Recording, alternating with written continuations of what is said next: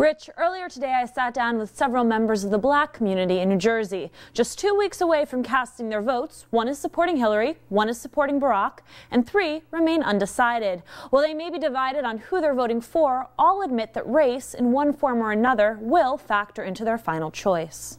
Let's go around the table this way. Number one policy issue, healthcare, education, war in Iraq, that will determine your vote. I think number one right now is the war in Iraq. I don't like the fact that we have a lot of young kids being killed in a war that's spending more money to fight and kill people than we are spending on education, than we spend on health care. You know, I mean, trillions of dollars that's been wasted on a war that makes absolutely no sense. Healthcare is my number one issue. Growing HIV rate, heart disease is also a big issue in communities of color. The obesity epidemic is spiraling out of control. Education and any other issues that affect the young population. The economic development is the key principle behind us really being able to move forward as a country. So why Hillary? Hillary, I truly believe, would be the best person to take the country in the direction that it needs to go. Help to, pull our troops out of the war, be able to rectify this financial monstrosity that we're in at this time. I believe that she has the know-how, the tactics, the persona, and the capability to be able to really put policy in place. And what would you say to someone who says, you're young, you're black, we have a viable black candidate running for office, how can you choose not to back him? When I examine everything about them, when I look at records, when I look at voting records, when I look at what their positions are on various issues, the one thing that stands apart about the two candidates that's clear is the experience level. Courtney, you're a Barack supporter. Why? I think Barack doesn't represent the status quo. I think Hillary Clinton represents the status quo. I think she represents, big machine politics. And when people talk about experience or his lack of experience, I kind of think that that's kind of refreshing in a sense that, he hasn't been tampered yet. What do you say to someone who says, you're a young professional woman, how could you not vote for a woman who's in the pipeline viably running for office? Well, I think it comes down to a matter of priorities, and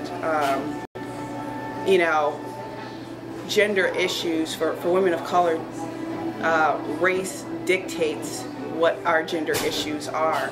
There still is this illusion of inclusion as far as African Americans are concerned, and I don't think it's limited to women. And until we start dealing with those issues as a woman of color, I don't even think that we can begin to deal with our issues as gender issues until we tackle race issues. Got 2 weeks to make up your mind, so you're coming down to the wire here in what's been a year-long campaign. Who are you down to, and what's going to make up your mind? Well, I'm down to Clinton and Obama. My issues with Clinton is she's about big politics, and I tried to look at Barack Obama and say, he has some dynamic ideas. I think he represents a new dynamic politician, but at the same time, he also accepts this big money from corporations just like she does. I think at this juncture, it won't matter who gets into the White House because the decisions are going to be made by big business. Big business run the country. 3 of the 4 of you mentioned big business, and if there's any one candidate who's really gone after that as a message point, it's John Edwards, who no one seems to really be considering among their candidates of choice. Why? Why does it come down to Barack and Hillary? Personally, I think John Edwards is big business. I mean, when you're talking about a candidate getting $400 haircuts, and what he's saying is not really what I think he would do were he to become president. You know, so I pretty much discounted that because to me, John Edwards just does not seem to be real. Now, but you're a registered Republican. Yes. So you're sort of missing out on all of this fun on the Democratic side, where we No, have I'm the not. most diverse field. I mean, how do you feel about the fact that all of the Republican frontrunners are white men? We don't have many African Americans in the Republican Party simply because they don't take the option to want to get involved.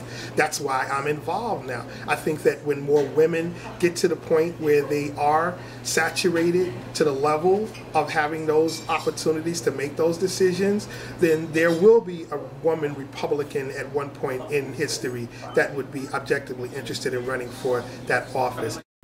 3 hot topics emerged from this discussion. On the Democratic side, race may not be the deciding factor to voters choosing between Clinton and Obama, but minority outreach has played a significant role in winnowing the field down to these 2 candidates. I was also struck by how this group's major issues largely aren't black or white concerns, but American concerns. What's most overwhelming is that regardless of their specific candidate or party affiliation, everyone I spoke with believes it's time for a new direction in Washington. Rich?